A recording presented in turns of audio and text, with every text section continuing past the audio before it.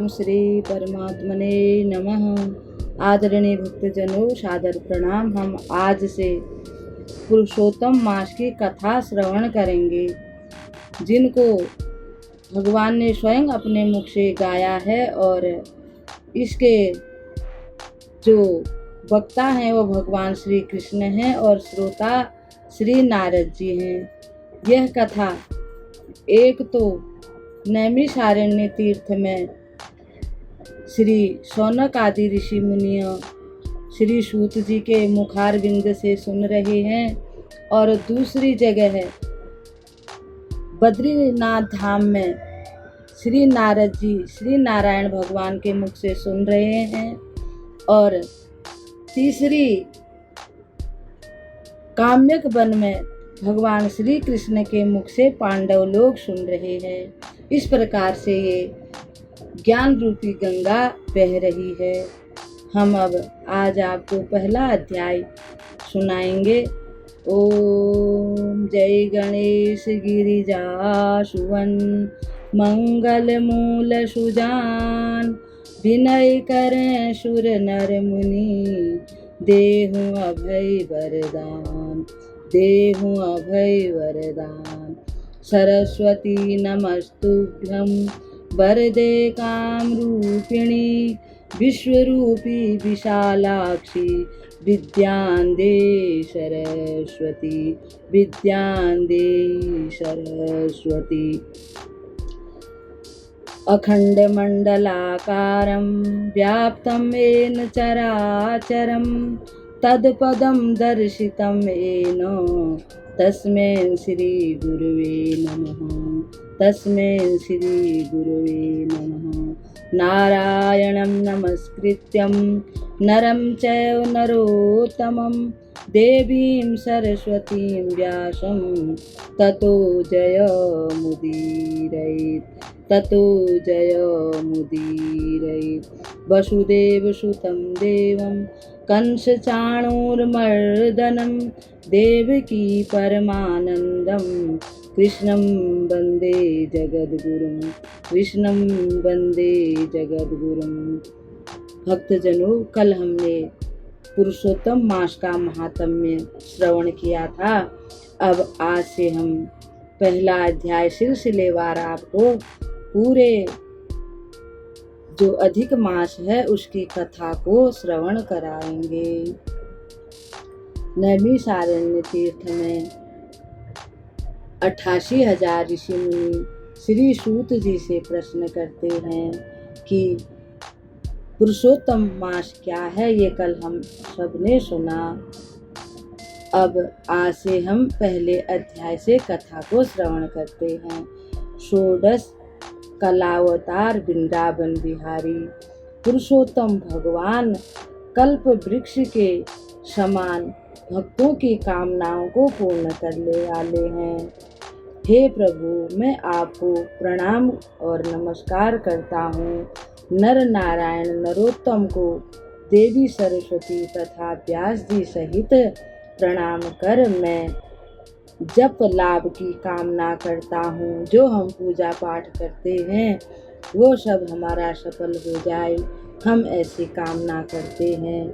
पवित्र नैमिषारण्य में यज्ञ करने की कामना से वशीभूत होकर अनेकों ऋषि मुनि गण पधारे, यथा असित, देवल, पैल, सुमंत, पिपलायन, सुमित, कश्यप, अंगिरा, वामदेव, पर्वत, जाबाली, शरभंग, भृगु और मांडव्य, अगस्त्य, कालायन, रथितर, विभु, कपिल आदि अनेकों ऋषि मुनि वहाँ पर एकत्रित हुए। जब वे लोग एकत्रित हुए तो सब बड़े प्रसन्न हो गए कि आज से हम एक बहुत बड़ा यज्ञ करेंगे। सभी के कल्याण के लिए, परमार्थ के लिए, दूसरों के हित के लिए, सभी का सभी प्रकार से शुभ हो, मंगल हो, इसलिए वे सब एक बहुत विशाल यज्ञ करने लगे। इसी काल में महर्षि सूत जी तीर्थ यात्रा की इच्छा से प्रस्थानवत हुए तथा पृथ्वी भ्रमण करते हुए नैमिषारण्य में शिष्यों सहित आकर उन्होंने ऋषि मुनियों को देखा। भव सागर से उद्धार करने वाले इस ऋषि समूह को प्रणाम करने के निमित्त उनके समूह के पास प्रसन्नचित होकर सूत जी भी आए।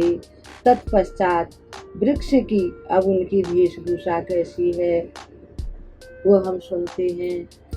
वृक्ष की लाल छाल को धारण करने वाले हैं, प्रसन्न मुख है, ब्रह्म ध्यान में लगे रहते हैं, परमार्थी हैं, सर्वगुण संपन्न और सबको आनंद देने वाले हैं, गोपी चंदन लगाते हैं और मिट्टी से दिव्य हैं, शंख चक्र का छाप लगाए, राम नामी मुद्रा युक्त ऊर्ध्व कुंडधारी हैं, यानी कि वैष्णव तिलक लगा रखा है, जटा मुकुट है और सभी इस प्रकार से वे विभूषित हैं। तुलसी माला से सुशोभित मस्तक पर सुंदर तिलक है, अलौकिक चमत्कार पर दर्शक परम प्रिय भगवान का मंत्र जप रहे हैं।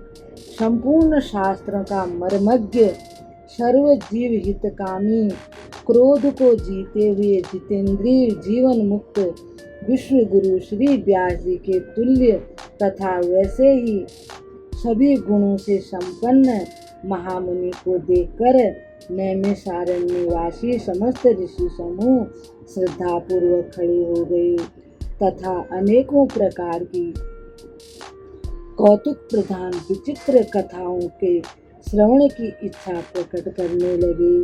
तब विनम्र सूत जी प्रसन्न होकर करबद्ध प्रणाम नमस्कार करने लगे। ऋषिगण बोले, हे सूत जी, आप भगवत भक्त तथा चिरंजीवी हैं। हम सबने आपके निमित्त उत्तम आसन लगाया है। हे महर्षि, आप थके होंगे और इस आसन पर विराजमान हों। ब्राह्मण समूह ने यह आग्रह किया। इस प्रकार विराजमान होने का आग्रह कर समस्त ऋषियों, मुनियों तथा उपस्थित जन समूह के आसन ग्रहण कर लिया। उन्होंने आसन ग्रहण कर लिया सबने। तब विनम्रता पूर्वक समस्त वयोवृद्ध ऋषियों मुनियों से अनुमति प्राप्त कर प्रसन्नता पूर्वक सूत जी अपने आसन पर विराजमान हो गए। सूत जी को श्रम मुक्त विश्राम मुद्रा में आसन पर विराजमान देखकर पुण्य कथाओं में रुचि रखने वाले ऋषियों मुनियों ने उनसे कहा, हे सूत जी, आप सौभाग्यशाली हैं, पुण्यात्मा हैं तथा भगवान व्यास के गूढ़ वचनों का आपको गुरु कृपा से ज्ञान है। आप सकुशल तथा प्रसन्न तो हैं ना। हे मुने, दीर्घ काल के पश्चात आप इस वन में आए हैं। आप प्रशंसनीय हैं।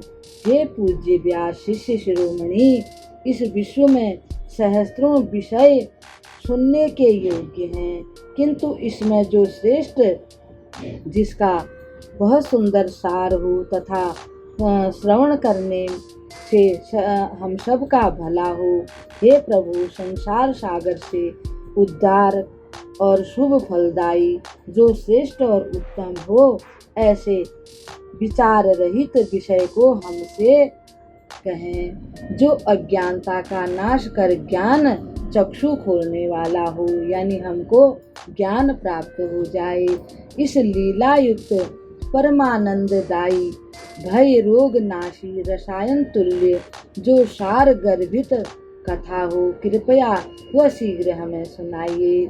शौनकादि ऋषियों ने इस निवेदन को सुनकर करबद्ध हो सूत जी बोले। जब ऋषियों ने कहा तब सूत जी बोले, हे ऋषिगणों, मुझसे कथित कथा का आप श्रवण लाभ करें। आप मेरे मुँह से कथा सुनें। हे मुनियों, मैं पूर्व में पुष्कर तीर्थ गया। पुष्कर तीर्थ में स्नान कर तथा देव पितरादि को मैंने तर्पण करके तृप्त किया। समस्त बंधनों से मुक्त करने वाली पुण्य तोया जमुना के तट पर आया। पुनः कर्मशः अन्य तीर्थों का मैंने दर्शन किया। गंगा जी के तट पर आया, पुनः काशी गया तथा उसके बाद गया तीर्थ गया। पितृगणों का श्राद्ध कर त्रिवेणी तट पर गया। भक्तजनों, अगर अपने जीवन में कोई भी मनुष्य गया जी में जाता है तो उनके पितर देवतुल्य हो जाते हैं।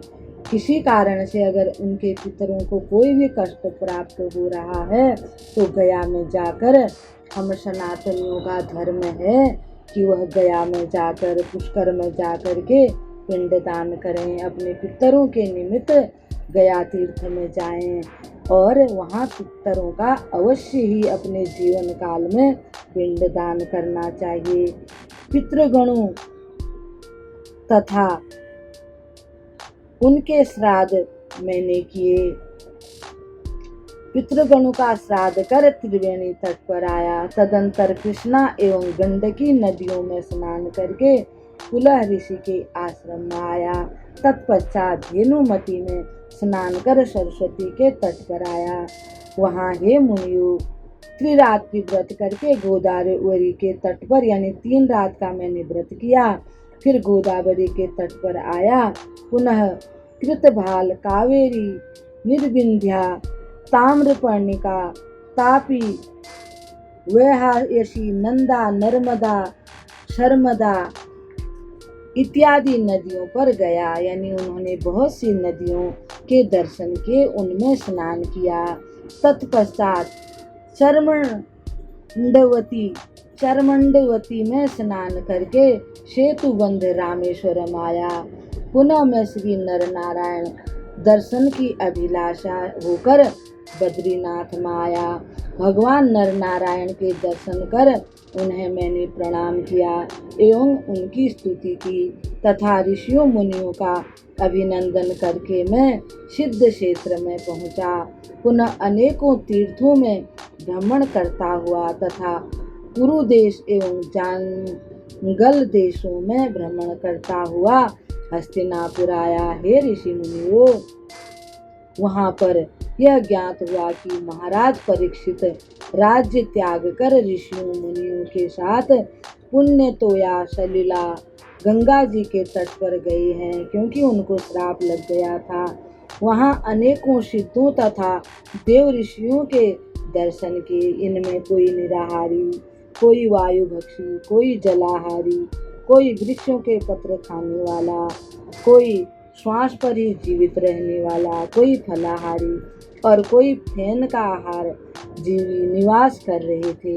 हे ऋषियों, उन सिद्ध समूह में मैं जिज्ञासावश गया था।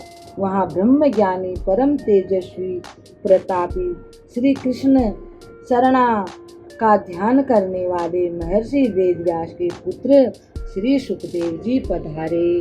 वे 16 वर्ष के थे। शंख के समान उनके कंठ थे। वे सुदीर्घ और लंबी वायु वाले थे। कोमल कृष्ण वर्ण, बड़े कोमल थे। कृष्ण वर्ण का उनका रंग था और सुंदर उनके केश थे, घुंघराले और बड़े ही कांतिवान थे। अद्भुत रूपधारी और कुछ बालक उनके ऊपर डले फेंक रहे थे और उनको ऊपर थूक रहे थे। जैसे मशिकाओं से घिरा मस्त गजराज प्रतीत होता है, यानी कि छोटे छोटे बच्चों से, हथनियों से घिरा हाथी होता है, उसी प्रकार वे प्रतीत हो रहे थे, जान पड़ते थे। वहाँ हाथ में फूल लिए स्त्रियां भी उन्हें घेरे थीं। सर्वांग भस्म रमाए मुनि श्रेष्ठ सुखदेव जी के दर्शन कर समस्त ऋषिगण प्रसन्नता पूर्वक हाथ जोड़कर करबद्ध मुद्रा में उनके स्वागत के लिए खड़े हो गए। तब भगवान सुखदेव जी को ऋषियों मुनियों द्वारा इस प्रकार प्रणाम करते हुए अभिनंदित और सत्कार करते हुए देखकर स्त्रियां और बालक बहुत पश्चाताप करने लगे। जो उन पर फूल फेंकते थे और डले मार रहे थे और उनको परेशान कर रहे थे, उन्हें व्यंग दुर्वचन सुना रहे थे। ऋषियों ने सुखदेव जी को उत्तम आसन दिया। तब वे बालक और स्त्रियां सुखदेव जी को दूर से प्रणाम कर तथा क्षमा याचना कर अपने अपने घर को चले गए। जिस प्रकार कमल पुष्प करुणिका को उसका पत्र समूह घेरे रहता है, वैसे ही ऋषि मुनि गण भगवान सुखदेव जी को घेरे हुए थे। वहाँ विराजमान ज्ञान वारिधि महायोगी व्यास पुत्र सुखदेव जी ब्राह्मणों की पूजा अर्चना स्वीकार कर ऐसे सुशोभित हो रहे थे जैसे तारागण समूह में चंद्रमा सुशोभित होता है। इति श्री बृहद नारदी पुरुषोत्तम महात्म्ये प्रथमो अध्याय समाप्तः।